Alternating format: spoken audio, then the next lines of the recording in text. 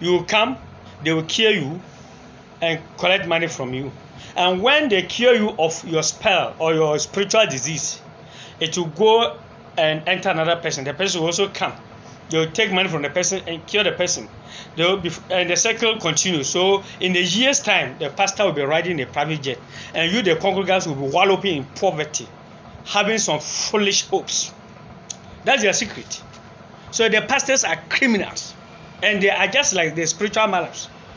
The malabokers, those who sit in the room and write things. It's the same thing. They cast the spells.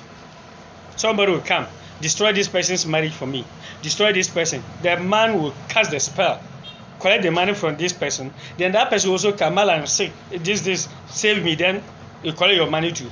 So we have spiritual malams who are barely self-contained. What work did they do? They are amassing wealth at the detriment of the nation, because that kind of job is rather leaving their congregants, their followers, in extreme poverty, but they don't know. Just yesterday, I saw a video that Professor Nigel Gesia from Ghana prophesies about TV Joshua's death. That is the kind of foolishness the pastors are in Ghana and Nigeria and other places, Africa, for instance, doing. They are prophesying about the deaths of people. Please, something that is bound to happen. We don't need you to tell us, because whether you tell us or not, it will happen. No pastor can stop anything that God has destined to happen. You can pray, but it is left unto God to decide. So something that is bound to happen. We don't need you to tell us. We need you to be able to prophesy and see where our natural resources are lying down, where our oil is, where our gold reserve are, where our diamonds are buried. If you cannot see those things, then save us those bullshits. You will prophesy that this person will die, this person will die. Meanwhile, there are corrupt ministers, you can't even see them. So we don't need pastors or people seers to see what will happen in the future. We need seers to see where our natural resources are. If you can't do that, then spare us of those bullshit. Please, these pastors, spiritual malams and what, they claim to be very powerful men of God. And they are doing numerous miracles. I want to ask a very simple question. Which pastor on earth, Ghana, Nigeria, wherever, can do a miracle for the people in his country, or for food to be in abundance in his country, so that his people will eat to their satisfaction and they will still be surplus? Which pastor can do a miracle so that there will be abundance of food in a country, so that they will eliminate hunger in that country? Which pastor who claims to be very powerful on this earth can do miracles so that all our roads will be constructed and we will live a comfortable life? Which pastor?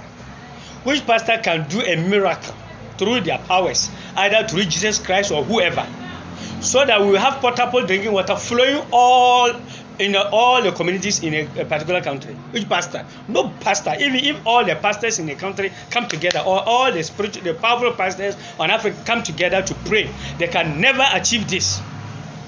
But science and technology can.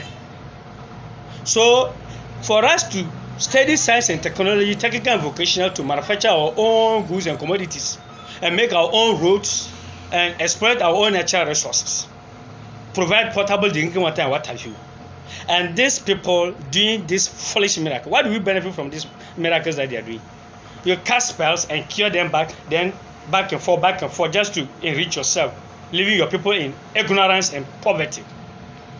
So we need science and technology, not spiritual powers, not miracles.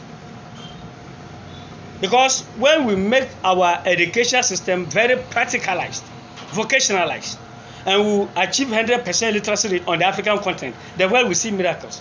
That is when Africans can research, discover, and invent, which will lead to manufacturing and production of our own goods and commodities, and render our own services.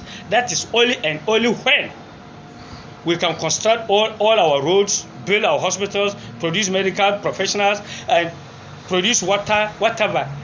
Let me tell you something. In the United States, some of us have heard that their governments are paying farmers to stop farming because there's abundance of food.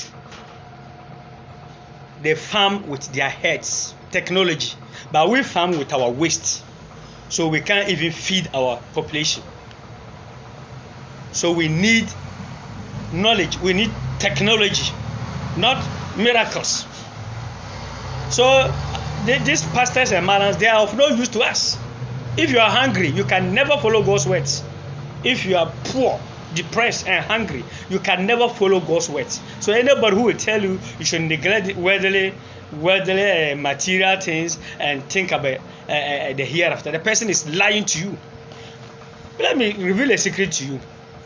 The people who came to Africa here and told us that when you gain the whole world